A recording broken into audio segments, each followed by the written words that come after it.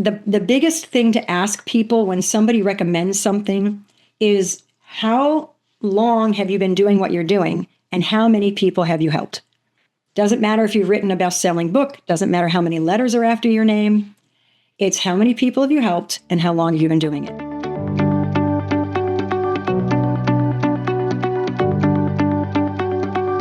Hey, this is Matt Helton with OneTrust Home Loans, your reverse mortgage experts, and you found the Serving Seniors podcast. Now, that's where we highlight businesses and individuals that help seniors not just get by, not just survive, but thrive in retirement. And today we have another one of those awesome people.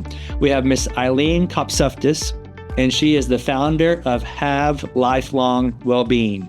And she wants to share with you how she helps seniors in their current state, but also improves their situation so they can thrive in retirement as well. So Eileen, how are you doing today? I am doing fabulous. Thank you for having me, and I'm excited to share good stuff. Well, thank you for being here. Thank you for shining a light, even though it's not very bright outside your window. You got snow coming down, it sounds like, huh? Yes, we do. Well, I think it stopped briefly, but it'll be starting again any minute. So. Okay. Well, we appreciate you. We appreciate you being on here. Yes, thank you. If you could maybe just do us a favor and kind of take us back. Where's home? What are your jobs in the past? And then kind of share us the journey to where you are today would be great. Sure. So I'm probably the age of most of your listeners, so my journey could be a long talk. So I'll condense it. I'll condense it. And, when I was little, I wanted to be a doctor. When I got old enough to go to med school, I didn't agree with the medical model because I really wanted to work more with restoring health and not managing disease. And I'm not picking on doctors. I mean, no disrespect at all. We need them. However, my choice was always about how can we not have those things happen to us? And so then I wanted to go into nutrition, but I was kind of disagreeing with what they were teaching back then because it was the 4 food groups, which we all know is not really in play right now, hasn't been for decades. And the local college where I was interested in taking that coursework also offered a course in physical therapy. And I've always been fascinated about the human body. So fast forward, I've been doing this profession for 30 plus years. Okay. The first 15 years, I was very focused on learning manual techniques so that I could help people to get out of pain, fix their biomechanics, which means their joints that weren't working the way they're supposed to. And I loved it. I was the things that I learned from, I'm not all that brilliant. I'm just really gifted at finding brilliant people and learning what they know. And I learned from a lot of really brilliant people. So I was able to help a lot of people. I had a waiting list to come and see me.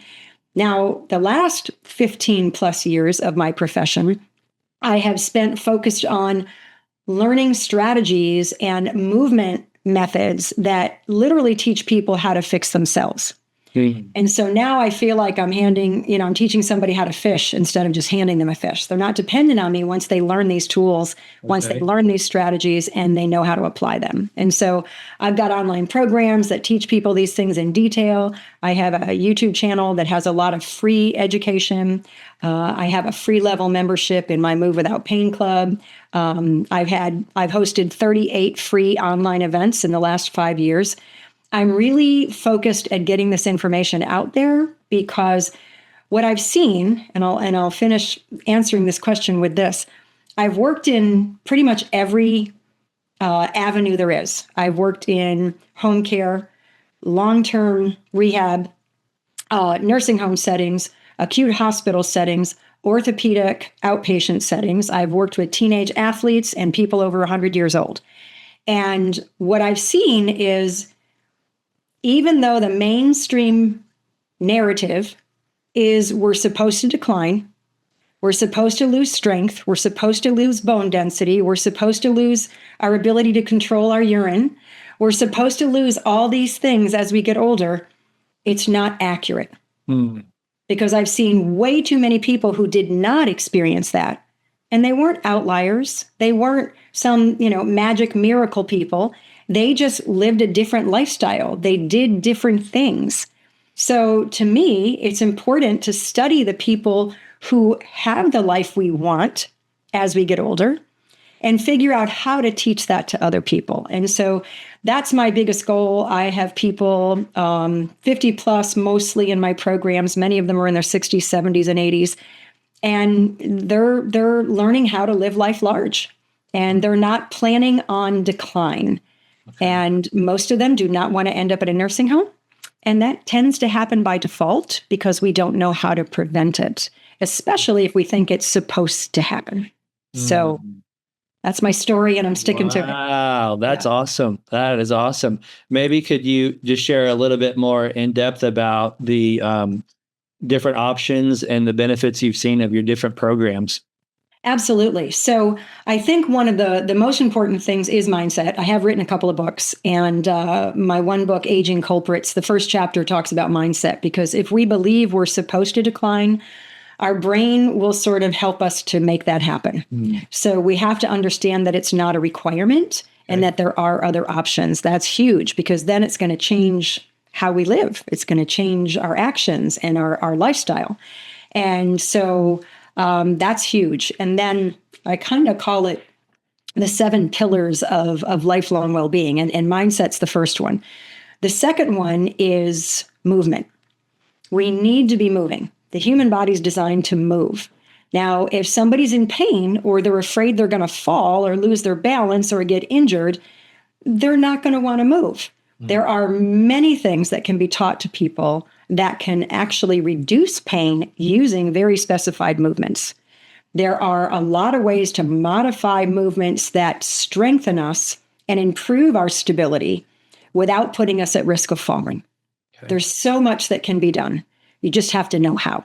You need to know how to do the right things the right way.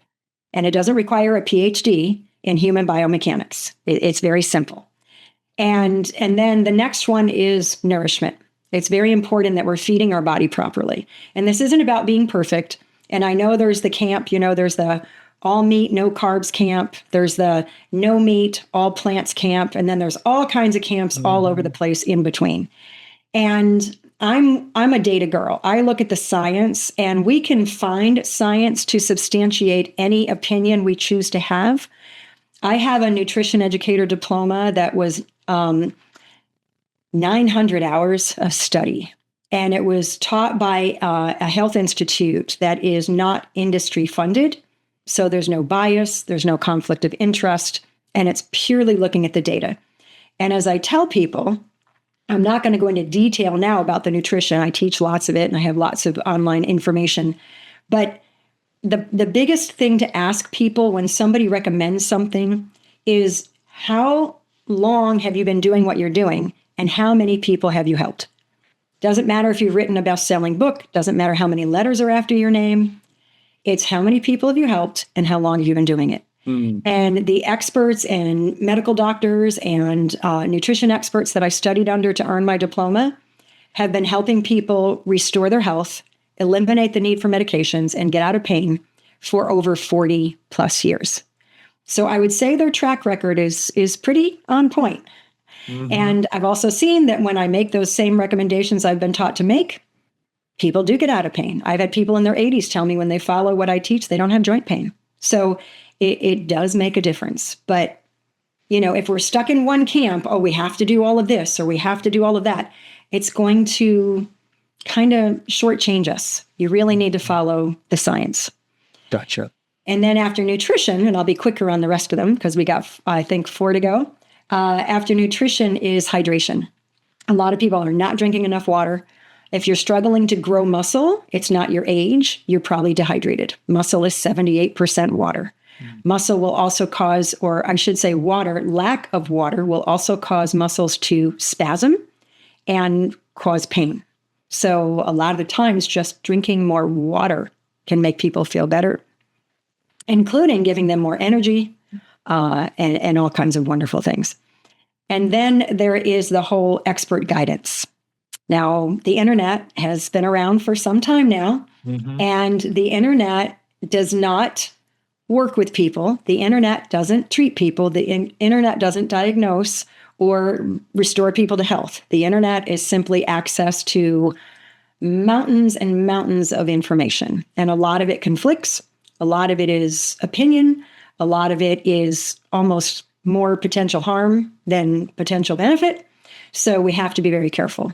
And so you want to find an expert who again, as I said, how long have they been helping people and how many have they helped? That's what you want to find. That's the person you want to listen to.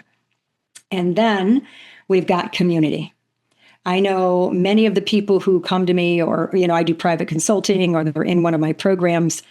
It's interesting because they'll say, I want to make these changes, but I'm not really getting any support. None of my friends like it when I do this. They all, oh, come on, go ahead and have this. And why don't you do that? And so it's really hard to make changes in our habits just to start with. But when you're not with like-minded community, people who are going to support you and help you along the way, and it's like this mind meld because other people will have these beautiful solutions to struggles that you have that you might not have thought of. And so community is huge. And a big part of what one of my programs offers is a like-minded community where people feel supported and not alone in their challenges.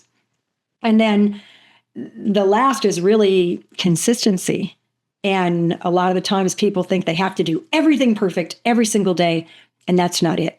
Sometimes just making one or two small changes, but doing it day in and day out consistently can really help you on the road to recovery from chronic pain or conditions that you would like to see go away. But oh, that's awesome. That's awesome. Maybe share your opinion as well on, are we under-medicated, over-medicated? And I know every situation is different, but would love to get your opinion on that. Yeah. So I certainly, never tell people to stop taking medications. That's certainly never what I mean. So please don't hear what I'm not saying. But there are a lot of medications out there that are not restoring health, but giving us this false sense of security. And the data shows that many medications that people are on, and this is kind of sounds a little overwhelming, but it's medically manipulating the blood biomarkers. And what that means is we're using a medication to manipulate something in the human body, but it's not necessarily restoring health or radically reducing our risk of something bad happening. And there are a lot of medications out there that people are taking that gives them great blood work, gives them good blood pressure. They go to the doctor and they're told, oh, you're doing great. All your numbers look wonderful. Keep it up. The data shows within 6 months, a lot of those people have an event, heart attack, stroke, maybe even death, because the medications are not addressing the underlying cause of the symptom that they're medicating. Wow. So, for instance, if you've got high blood pressure, there's these little tiny cells that line all of your blood vessels. And those little tiny cells are responsible for keeping your blood vessels open and dilated. They produce something called nitric oxide, which is also what Viagra does. And the point is to open up the blood vessels, dilate the blood vessels, and get very healthy circulation. You can use medications to improve blood pressure. You can use medications to improve cholesterol levels, but that's not ensuring the health of those cells. Got it. And so I've heard some experts say you're only as healthy as your sickest endothelial cell. Oh, wow. So it's masking the symptoms, but not actually fixing the problem. Correct. You're treating the symptoms, but the underlying reason those symptoms are there is being ignored. It's not being addressed. It's not being resolved. Health is not being restored. Well, and there's many things about food that will do that. Yeah. That makes sense. Well, I first started this podcast, and my first thought was, I wonder how many episodes it would be till someone says Viagra. So we got to like 85 or 86. So, I mean, we did pretty good. Right. Well, people pay attention when it impacts their personal life. Yeah. And as long as they know that certain foods and different strategies will restore their circulation, including that particular issue. Yep. Yes. There you go. No, yes. That's awesome. Well, could you maybe give us a few examples, go a little bit more in depth on some people you met, what they were like before you met them, and then how you put them through one of your programs and how their situation improved and how they are now? Sure. Oh my gosh. I have, what stories to tell? I think one that I don't think I've ever told in any of my interviews is there was a gentleman that reached out to me because he had become addicted to pain medications, which is a very high risk, of course. And he was going through one of the use of opioid medications is pain actually increases.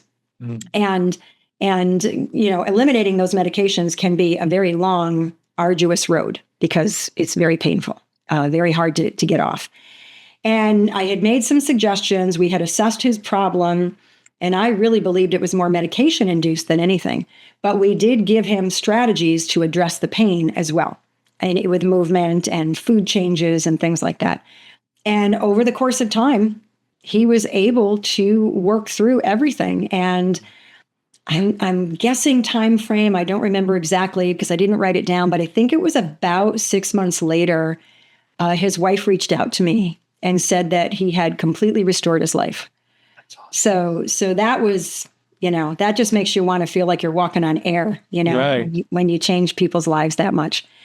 But I've had people who, as I said, were in their 80s. They took my Nourish Away Pain class that I teach at the local college and eliminate joint pain as long as they follow the recommendations. I've had people who have, I recently just completed a program. There's one person in the program who expected this past January to be the worst month ever because usually that month was her worst month. Okay. And she had so much pain when she entered the program.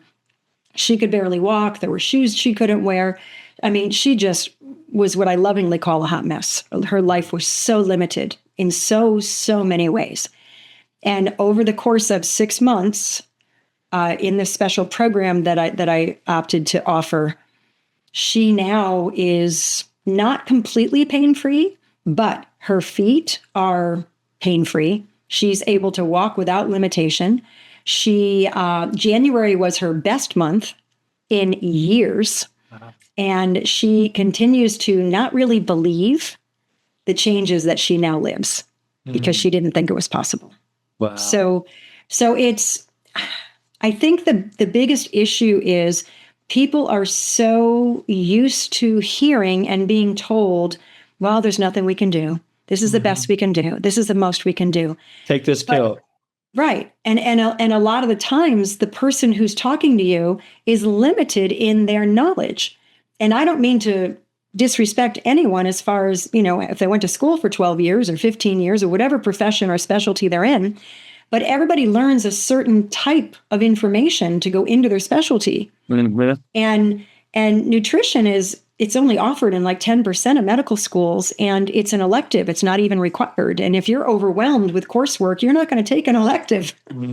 So it's, and a lot of what people are pushing, they're kind of shooting from their hip. They've read some articles, they've read some magazines or some books, and they think, oh, that's what I'm going to recommend because that just makes sense. And they don't know the result of what they're recommending. They're just basing it on personal opinion or maybe even their own personal experience, which you and I are very different people. You and I might have a very different experience based on what you tried. So, what I recommend across the board, it's good for pretty much everybody with some minor tweaks depending on the person. That's awesome. That makes it. And Eileen, before I forget, if anything that you've said resonated with anyone, how's the best way for them to connect with you and see what you do and what you offer? Yeah, well, probably the least intimidating way is to check out my YouTube channel. Just type in my name, and then they can see what I teach and how I teach it. If they're curious about more, because I have a lot of content, I've got like 8 websites, one for each of my books and one for my pain program, one for the Aging Without Decline program. Okay. And so I do have my website, which is havelifelongwellbeing.com. Got it. And there's a little 5-question quiz on there that takes literally 2 minutes to answer. And that will aim them at all the resources that I offer based on their specific concerns. Gotcha. That is awesome. That is awesome. Well, thank you for sharing that. And what I really so glad to have you on here because we found that a lot of physical ailment also comes from stress, and a lot of stress comes from finances. And that's what we love what we do. I kind of call it, what we do is a second chance at the 401k that they didn't get ever around to maxing out, second chance at the life insurance, whole life policy they didn't, the second chance at the IRAs they never funded. They probably funded them, just not enough. Does that make sense? Yes, but what we found is that most people hate to live outdoors. So they probably bought a house.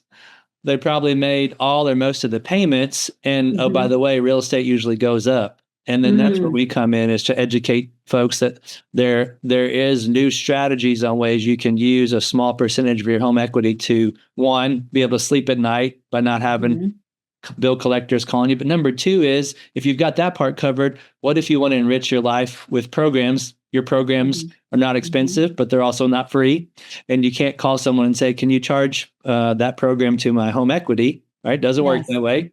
So that's where we come in, is we help seniors convert a small percentage of their home equity into usable money, either for trips, vacations, spoil the grandkids, or most important person to spoil is yourself, with some ways to improve your health. So we love connecting with people like you that can really add value, and we can show them, if they need to, there's alternative ways to pay for it. And, I love that, Matt, because I can add a little bit to that. If you're alleviating people's financial stress, because it is one of the top 10 concerns, it's financial stress. Stress puts people into the run from the bear mode. Wow. And that stress will actually impact the hippocampus, which is where short-term memory is stored.